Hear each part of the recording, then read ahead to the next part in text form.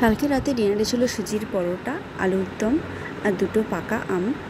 তো এই সুজির পরোটা আমি কীভাবে বানাচ্ছি সেটাই তোমার সাথে শেয়ার করব। দেখছো এখানে আমি কাপ মেপে জল দিচ্ছি। এখানে আমি 4 কাপ পরিমাণ জল দিয়েছি, তার সাথে দিয়েছি কিছুটা নুন, দিয়ে এটা ফুটতে থাকবো। এবার যেই কাপ মেপে জল দিচ্ছি সেই কাপেরই হাফ, মানে 2:4 হবে। এখানে আমি 2 কাপ সুজি দিচ্ছি, দিয়ে খুব ভালো করে মেশাবো। অল্প অল্প করে সুজি দেবো আর খুন্তি দিয়ে নাড়াতে থাকবো যাতে সুজিগুলো লামস পেকে না যায়। সুজিগুলো লামস পেকে গেলে কিন্তু পরে ময়দা দিয়ে ডোটা বানাতে খুবই প্রবলেম হবে। সেজন্য আমি অল্প অল্প করে সুজি দিচ্ছি, জল দিয়ে ভালোভাবে মিশিয়ে নিচ্ছি। এবার দেখো এটা খুব ভালোভাবে সেদ্ধ করে নেবো। সুজিটা একদম শুকনো হয়ে যাবে।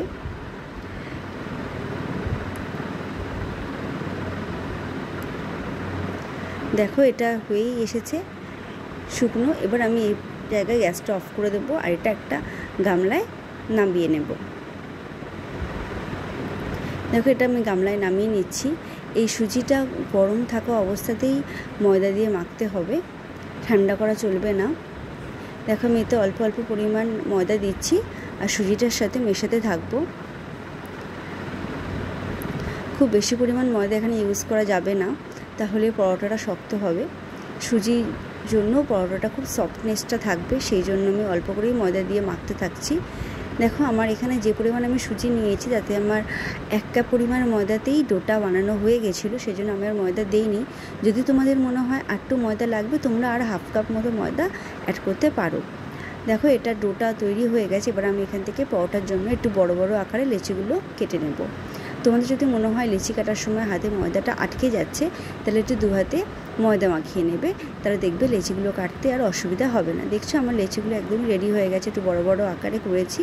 এবার ময়দাটা একটু কোট করে আমি পরোটা হালকা হালকা হাতে বেলে নেব। খুব বেশি পাতলা এটা করা যাবে না, একটু থিক থাকবে পরোটাটা। দেখেছো পাচ্ছ তোমরা নিশ্চয়ই কতটা মোটা আমি পরোটাটা করেছি। এবার ওদিকে তাওয়া গরম করে আমি পরোটা দিয়ে দিলাম। প্রথমেই গ্যাসটা একদম স্লিমেই থাকবে। যখন দুদিক ছেঁকা হয়ে যাবে তারপরে গ্যাসটা ফুল করে আমি হালকা হাতভাবে দুদিকে তেলটা ব্রাশ করব পরোটাটার। এই পর্যায়ে আমার গ্যাসটা ফুল ছিল যাতে পরোটাটা পুরো ফুলকো ফুলকো হয় আর ভেতরটা প্রপারলি বয়েলড হয়ে যায়। খুব বেশি লাল করার এটা দরকার নেই, হালকা দেখো ব্রাউন ব্রাউন কালার হলেই আমরা এটা নামিয়ে নেব। দেখো এটা হয়ে গেছে। এবার এটা আমি নামিয়ে নিচ্ছি। এই একই প্রসেসেই আমি সবকটা পরোটা বানাতে থাকবো। প্রথমেই গ্যাস স্লিম করে 2 পিসটা হালকাভাবে সেঁকে নেব, তারপরে তেল ব্রাশ করে